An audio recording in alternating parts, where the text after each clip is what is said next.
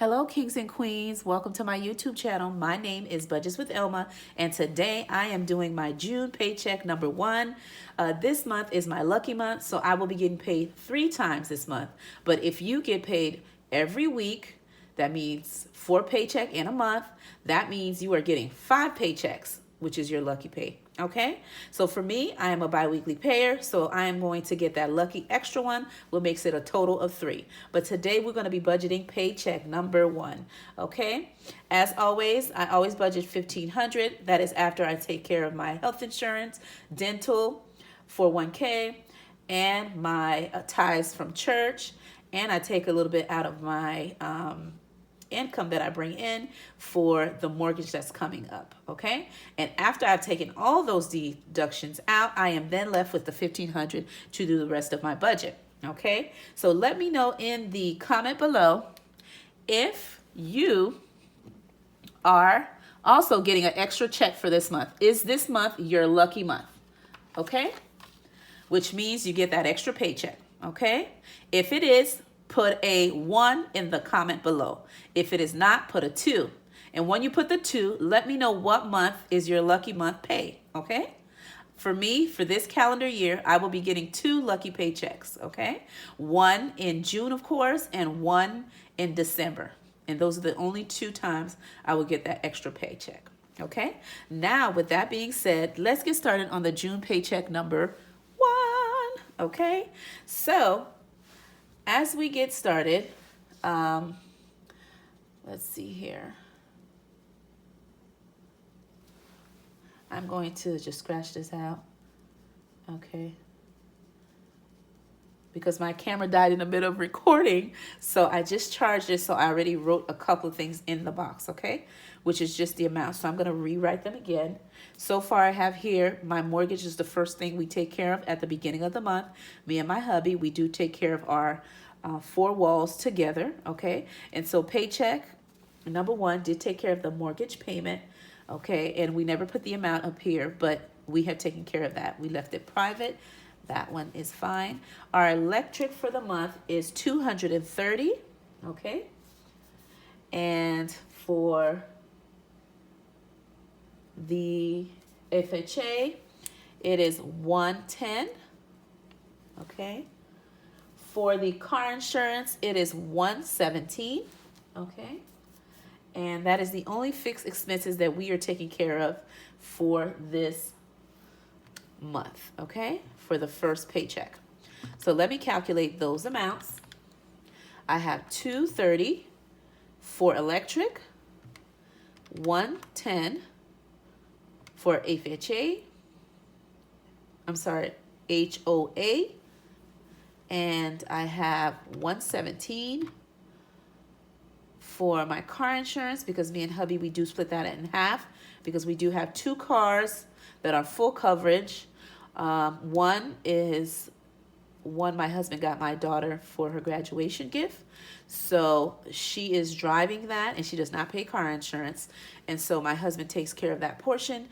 And then of course I pay for my car insurance that we have together. But in total, it is $234. But my hubby takes care of my daughter's portion and I just take care of mine, okay? And so with that being said, after I add everything up, that gives me a total of $457, okay? Now let's move to our cash envelopes right here, okay? For my categories, I have groceries, okay? And I'm indicating that I'm going to put $150 in there, okay? And what I usually do, I indicate $150 for every paycheck, which I get 2 paychecks in a month, which makes it $300 for the full month. But every pay period, I take $150 and we do grocery shopping. Whatever I'm short on, my husband contributes the difference, okay? So me and my hubby, we both contribute on groceries, and that's just how we do it, okay? But from my personal paycheck, from my budget, I always take out $150 every pay period, okay? So $150 for groceries, okay? $60 for gas, because as you know, we're in summertime, the school is out, and a lot of people are traveling, so they hyped up the gas price just a little bit, you know? So instead of me putting my normal 50, I am putting 60 every pay period. Okay. For my personal / beauty, I am putting 50. For my kids, if they need anything, and my pen is dying out, so let me pull out another one. For my kids, I'm putting just 20, just in case they need anything if we're in a store, or my daughter may need a toy, and so forth. And for toiletries, I am putting 20. For shopping, I am also putting 20. And right here, I'm going to be putting graduation, okay? I am attending a couple of graduations, okay? And I'm also going to a graduation dinner and a lot of things that has graduation theme going on for this month, okay? So, of course, along with the school ending, a lot of graduations happened. And so right here, I'm going to put graduation, okay, and eating out as one. And I'm going to allocate $300. That's for me to buy gifts for people who are graduating. And I will be going out for graduation and all of that. So that is $300, okay? When I add all of this up, $150 for groceries, $60 for gas, $50 for personal, $20 for kids, $20 for toiletries, $20 for shopping, $300 for graduation, right? So much graduation things are going on this month. And that gives me a total of $620, okay? Now let's move on to my favorite section of all, savings, right? Paying ourselves first, okay? And so with that being said, for my emergency fund, okay, and I'm just going to abbreviate it because the template I'm using, which is by Creative Jam, okay, which I purchased this digital planner from Etsy, and this is the creator, okay, and I will link her information in the descriptions below if you would like to actually purchase her digital printer. I do use it digitally, but when I am showing you guys, I just printed out one of the templates so I can do the budget with you, okay? And so for emergency funds, I'm going to put $40. I'm going to put for monthly savings challenges, I am putting $100. For my yearly saving challenges, which are my regular ones, I am putting $60. Okay? And also I'm going to put my buffer, which is also my miscellaneous, okay? Because I always like to leave a little money in the bank just for if any of the bills actual amounts are different than what I'm budgeting it for. When those automated payments hit my account, okay, those auto pays, this buffer will cover any difference that I'm budgeting here, okay? So it's very important to have some type of buffer or miscellaneous, okay, especially if you're doing auto pay for certain bills, which all my fixed bills are automated, okay?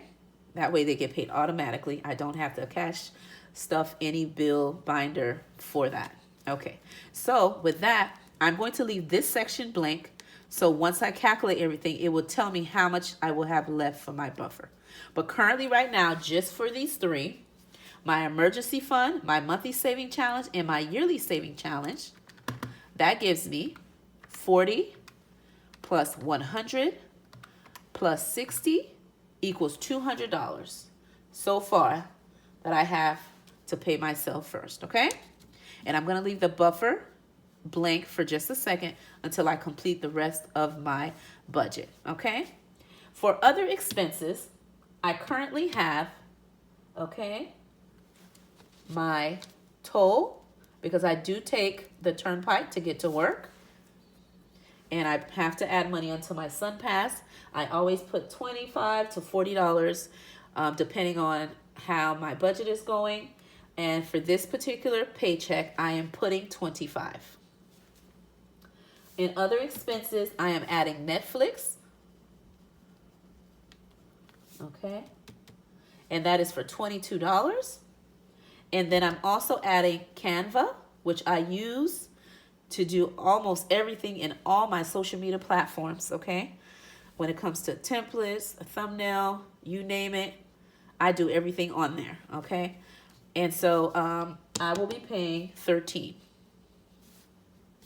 And when I calculate this section, other expenses, okay, $25 for toll fee, plus $22 for Netflix, plus $13 for Canva. That gives me $60. Okay? And I'm going to circle that. Now, what I'm going to do, I'm going to add all my expenses to give me what my buffer is going to be so I can zero out the account. Okay? Because whenever I'm doing my budget with me, I like to zero out my budget always. I want every money that comes in that I am budgeting for have a place, have a purpose, and have a end game, right? Everything has to be placed somewhere so everything can be covered and nothing will be left out. So let's see how I'm doing so far. When I add my fixed expenses of $457 plus my cash envelopes of $620, that gives me $1,077. And when I add my other expenses, which is $60, that gives me $1,137. Okay? And then I add my $200 for my savings, which is the emergency fund, the monthly saving challenge, and the yearly saving challenge. Okay? A total of $200 extra. That gives me $1,337. Okay? So I'm going to write it right here. And that's $1,337. Okay? I'm going to take this amount, okay, and I'm going to minus it from $1,500. Okay? So $1,500 minus $1,337 gives me $163. Okay? So let's do that here. Take $1,500 minus this amount gives me $163. That's my buffer. Okay? Right here. All right, so I'm going to go ahead and add my buffer. Okay? So that now changes my savings section from the 200 plus the 163 gives me $363, okay, as my savings section. All right, so I am now going to take everything from my income from the beginning, and that will let me know if I can zero out. $1,500 income minus $457 of fixed expenses equals 1,043 minus 620 equals 423 minus $60 equals $363. When I take $363, it gives me a zero-based budget. Okay? I hear you. Sorry, guys. Those are my kids. You know how life be lifing. Whenever you're recording, they have to talk. They have to call you. They have to ask you something. So as I was saying, when I took $1,500, okay, of my income, that's my little pumpkin, and I minus my 3 categories, okay, so my fixed expense, right, my fixed income, sorry, minusing my fixed expenses, minusing my cash envelope, minusing my savings, and minusing my other expenses. That gives me, let me write it down, 1,500. Sorry, guys. Kings and queens, you know how it is when you have kids. They always have you talking. All right, so the 1,500 minus the fixed expense of 457. I had to do it all over again, guys, because they're trying to talk while I'm trying to do it. Okay, so from the 1,500, I minus my fixed expenses of 457. Okay, and that gave me $1,043. I then minus my savings of 363. That gives me 680. I then minus my other expenses of $60. That gives me 620. And when I minus my cash envelopes of 620, that gives me a zero base budget. And I hope you can see that, okay? And that leaves me with a budget of 0, which is what I like, okay?